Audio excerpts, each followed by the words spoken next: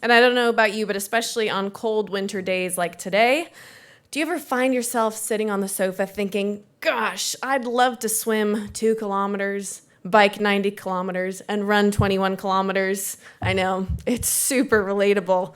At least it is for Ellen Twiss. Ellen is the team lead for data development at Tertiary Education Commission, and today she's going to be sharing on leading through challenges, lessons from the road to Ironman 70.3. Ladies and gentlemen, Ellen Twiss.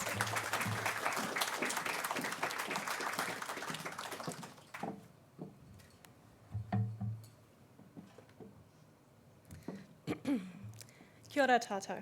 I'm Ellen Twiss, and today I'm talking about courage to deliver. Not as a concept, but as a leadership practice. I'll take you through a personal journey to the Ironman 70.3 World Championships and share 4 lessons I've taken back into leading delivery teams. I'll pause for reflection as we go, and there'll be time for questions at the end. I would like to share with you a story about how I discovered where courage came from. It was not where I expected to find it. 8 weeks before the Ironman 70.3 World Championships, I was 11 kilometres into the run leg of a preparation race on the Sunshine Coast when I seriously thought about stopping. For those who haven't come across one, an Ironman 70.3 is a 1.9 kilometre swim, a 90 kilometre bike ride, and a half marathon run. I was using this race to practice the things that matter before a World Championships: race strategy, travelling with my bike, and competing in a large field. But on Alexandra Headland, in the brutal heat, it all caught up with me. My heart rate was through the roof, I was dizzy, and I had to walk. I remember thinking, I've trained so hard for this. Why is this so hard? More than once, I thought about giving up. Then I saw my dad at the turnaround. He's raced half Ironmans too, so I knew he understood exactly what I was going through. In that moment, something shifted. I decided quitting wasn't an option. I let go of pace, I let go of expectations, and I focused on one thing only: finishing one step at a time. I even started cheering on the people around me, and strangely, I started to feel stronger again. That race stayed with me because it taught me something that goes well beyond sport. In the moments that matter most, we don't rise to the level of our intentions. We fall back on our habits, our mindset, and our preparation. And that's why I've come to believe that courage to deliver is not a single heroic act. It's the disciplined practice of setting ambitious goals, learning through setbacks, and leading with resilience under pressure. Today, I want to share with you 4 leadership lessons from that journey and how they can help us build high-performing teams that keep delivering when it counts. What struck me after that race was how familiar that experience felt. Many of us work in environments where the pressure is real, the path isn't always clear, and expectations stay high. And that's what makes this conversation so relevant. We work in systems that are complex, we lead through ambiguity, and we're asked to deliver while things are still evolving around us. The more I reflected on my own journey, the more I realised that courage to deliver isn't really about one big moment. It's about what we repeatedly choose to do before, during, and after the hard parts. For me, that comes down to 4 things. Big goals demand growth. Discipline is how growth happens. Reflection turns challenges into progress, and preparation carries us under pressure. The first lesson I learned is that big goals demand growth. When I qualified for the World Championships, the goal changed shape. It stopped being exciting in an abstract way and started demanding something more of me. It required more than fitness. It required consistency, planning, humility, and a willingness to let go of ego and trust the process. I was still very new to endurance sport. Even though I'd qualified for Worlds, I was still a beginner in many ways, doing a lot of things for the first time. That meant I had to stop approaching training like I could go hard in every session. Instead, I had to become much more deliberate. I had to plan my weeks, I had to think about recovery, I had to think about nutrition, and I had to prioritise training in a way I'd never had before. My weekends weren't really weekends anymore. They were training and recovery. That's what big goals do. They don't just ask for more effort. They ask us to become more capable. I've seen the same thing in leadership. My team has been working through a data modernization journey, moving from a slow-changing on-premises world into a cloud environment. In the old world, the role of a data engineer was relatively well-defined. It was mostly about transforming data and managing a fairly stable set of tools and processes. But in the cloud, that role is constantly evolving. Now, data engineers don't just need to understand data transformation. They also need to understand cloud data platform management, identity and access management, cloud resource management, release management, and a whole set of responsibilities that sit around the data itself. The tools keep changing, new capabilities keep emerging, and that means that the learning never really stops. So the growth required wasn't just technical, it was also about mindset. The team had to shift from working in an environment where change was slower and roles were clearer to working in an environment where ambiguity is higher, the pace is faster, and continuous learning is just part of the job. They had to get comfortable with not always knowing the answer straight away. They had to experiment, adapt, and learn together. That's what big goals do to teams as well as individuals. They stretch what feels familiar, they expose where old ways of working are no longer enough, and they force growth, not just in capability, but in mindset, identity, and standards. And that's one of the biggest shifts I've taken from both sport and leadership. Ambition on its own is not enough. Ambition is the belief that you can achieve, and growth is how you actually get there. So the question I'd like to ask you is, if this goal is real, what will your team and you need to get better at to achieve it? If the goal is truly ambitious, growth is not optional. Once the goal is set, the next question is how you actually make progress towards it. The answer for me was discipline. A typical training week was around 10 to 15 hours, early swims before works, interval runs, indoor bike sessions, long weekend rides that could go on for hours, sometimes followed by a run straight off the bike. Most weekends were spent training, eating, and recovering. And honestly, the hardest part wasn't always the big sessions. It was the ordinary days. The early mornings, the days I was tired, the weekends where I had to get on the indoor bike for hours, while other things were going on and I felt like I was missing out. The moments where I didn't really want to do the session, but I did it anyway. That's what discipline looked like for me. Not feeling inspired every day, not always wanting to do it, just deciding that the goal mattered enough to keep showing up.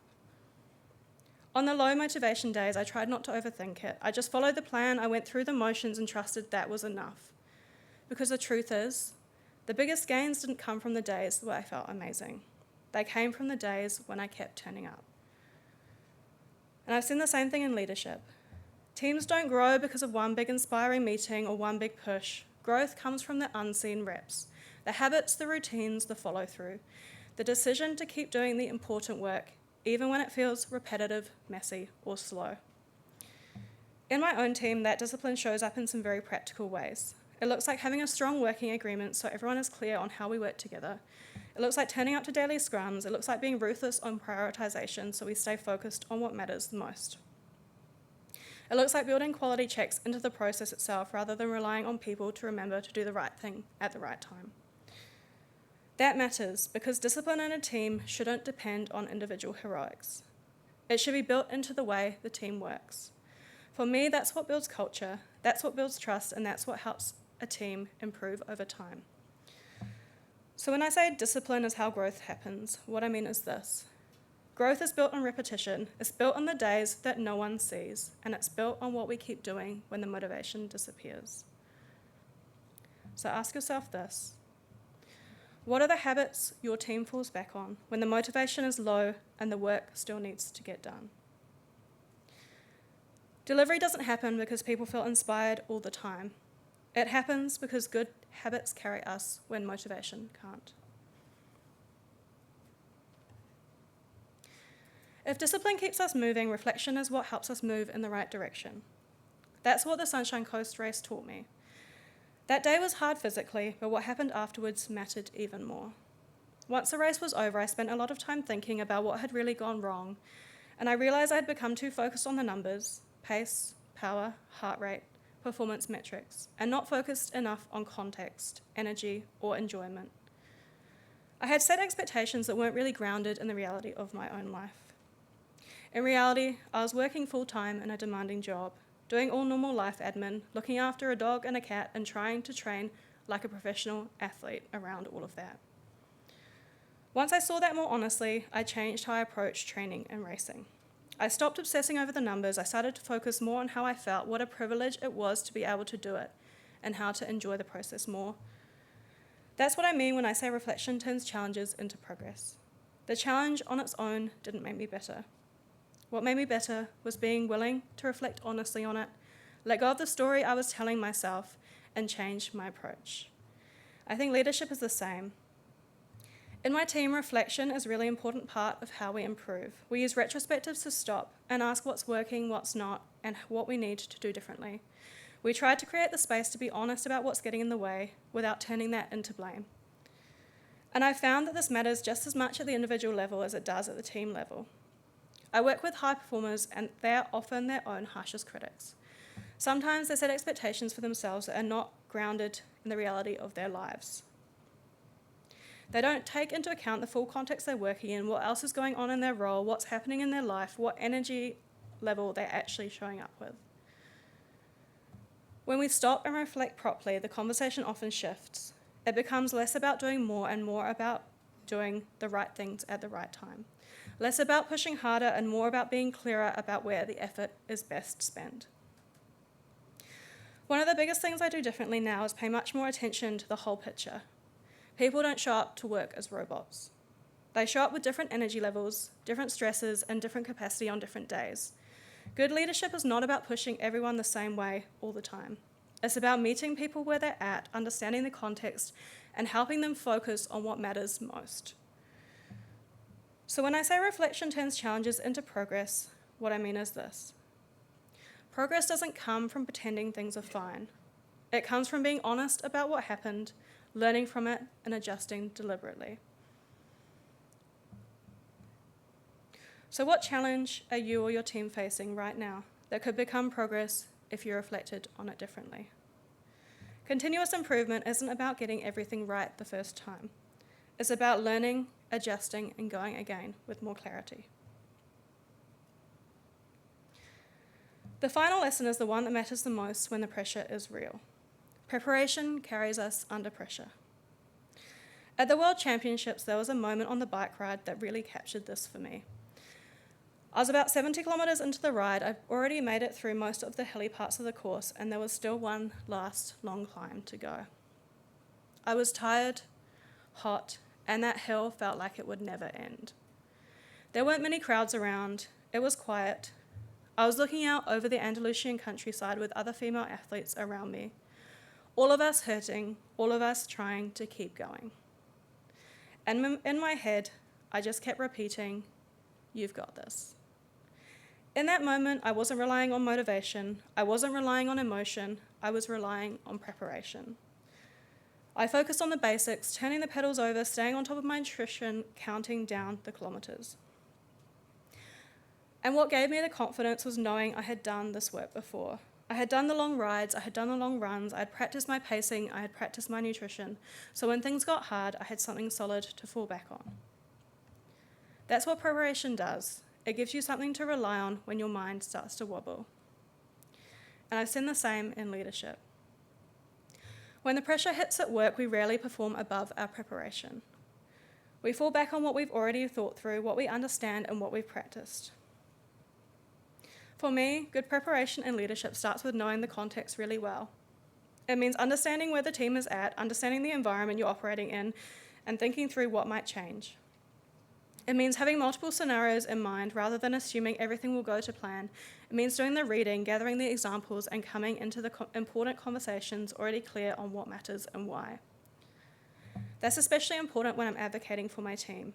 The more prepared I am, the more I understand the context, the work they're doing, the challenges they're facing, and the evidence behind what I'm saying, the calmer and more confident I can be when the pressure is on. And I think that matters in any delivery environment, but especially the kind of work many of us do, in government and technology. The pressure can be high, timelines are tight, expectations are high, context changes, and things don't always go the way you planned. Preparation doesn't remove pressure, but it does mean that you're not starting from scratch when it arrives. So when I say preparation carries us under pressure, what I mean is this. Preparation builds confidence. Preparation creates options. And preparation gives teams something solid to rely on when things get hard. So the last question I'd leave you with is this. What preparation would give you and your team more confidence when the pressure hits? Because when the moment comes, it's rarely raw effort that carries us. It's the work we've already done. So when I look back at this journey, both the sporting one and the leadership one, I don't think the biggest lesson is really about endurance. I think it's about delivery.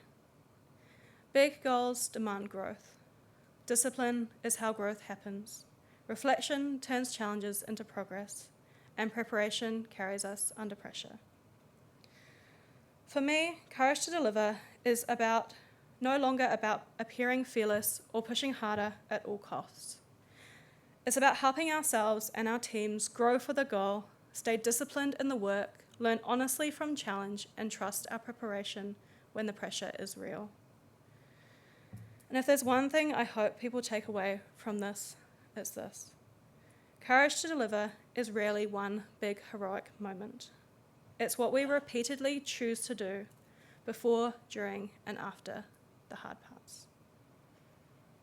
Thank you.